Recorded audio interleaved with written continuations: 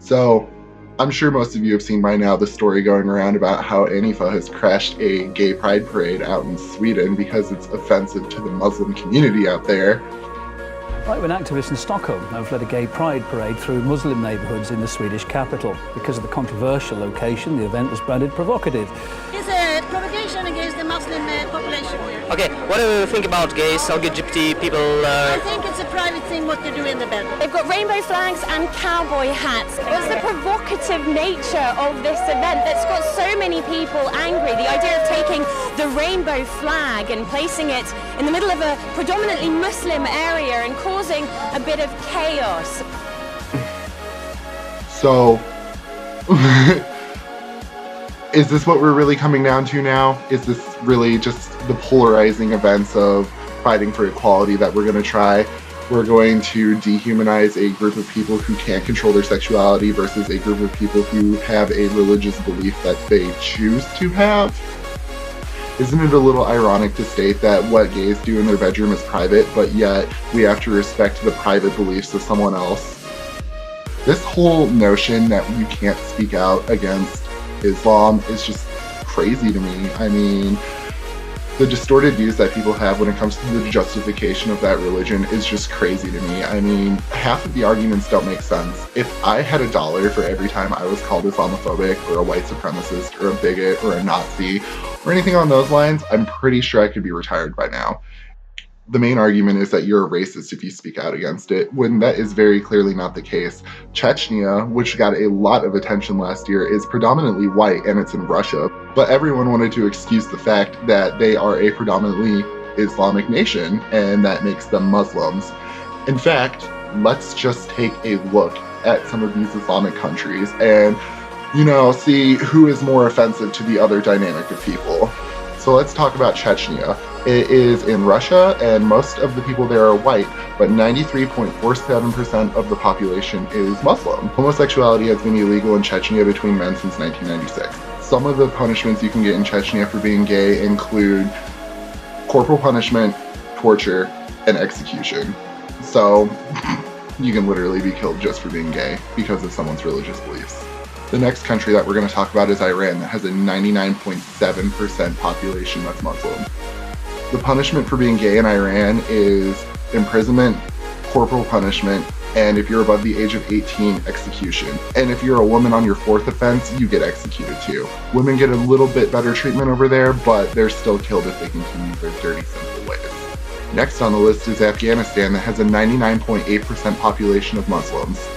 In Afghanistan, you get killed for being gay, and if you find out one of your family members is gay, or like your husband or wife is gay and they're doing things that are gay behind your back, you will get a lesser punishment for killing them in a quote-unquote honor killing. So, next on the list is Libya, that has a 96% population that's Muslim. If you're caught being gay, you can get up to 4 years in jail or execution. So, in Saudi Arabia, there's a 97.1% population of Muslims. The punishment for being gay in Saudi Arabia is fines, flogging, up to life in prison, or you can be executed. So, the next on the list isn't as bad. We're going to talk about Egypt. Egypt has a 90% Muslim population. The punishment for being gay in Egypt is you can get up to 17 years in jail with hard labor and fines. And 95% of Egyptians believe that homosexuality should not be accepted in society. Most of the other countries that are Islamic that I looked up don't have very friendly gay laws. Most of them you can get at least prison. There's maybe a couple that I saw that were pretty okay. They didn't recognize marriage or anything, but it wasn't like you could go to jail or anything like that. But,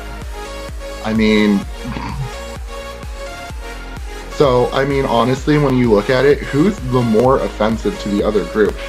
Why do we have to pander to people who literally want to kill us? And then on June 12, 2016, Pulse happened, and 49 people died and 58 other people got injured. And that was an Islamic terror attack too, but everyone wants to just excuse that as, oh, he wasn't Muslim. Oh, he just did it because he was repressed and couldn't accept who he was. No. I want to know why Antifa thinks that it's okay to say that gay people offend Muslims, but the moment something like, oh, a baker doesn't want to bake a cake for someone, it's the apocalypse. You'll never hear the end of it on social media. Everyone will complain. Everyone will just be like, it is the end of the world. No. And don't get me wrong, this is not me saying like all Muslim people are bad. I personally do not care what you do when it comes to your religion, but your religion does not get to dictate my life or the life of others. It just baffles me that we are supposed to be guilted over things that, you know, haven't happened in our lifetime, but the moment that we speak out against a real world problem, it's always the same counter argument. You're racist, you're xenophobic, you're Islamophobic. I just find it so funny that Antifa wants to sit here and act like they are the most progressive people in the world, but these current actions are making them look very regressive. You can't say that you are a progressive while trying to literally silence another group of people in order to appease a religion. It doesn't make sense, and it will never make sense.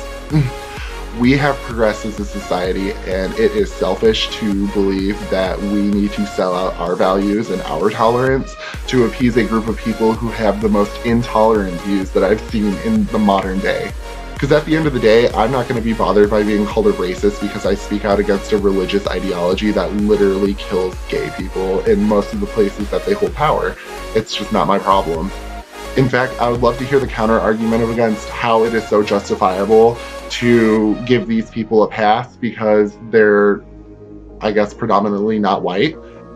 But you can't speak out against the things that, you know, if it happened in America, everyone would be having a collective shit fit over. Like legally executing gays for existing. Or in Iran having state-funded transitionings because being gay is so illegal that they basically are like, get a transition or die. So that is all for this. I hope I didn't sound too stupid or anything. So if you guys like this, give me a like, tell me what you would like me to rant on about next, and I'll see you guys next time I make a video.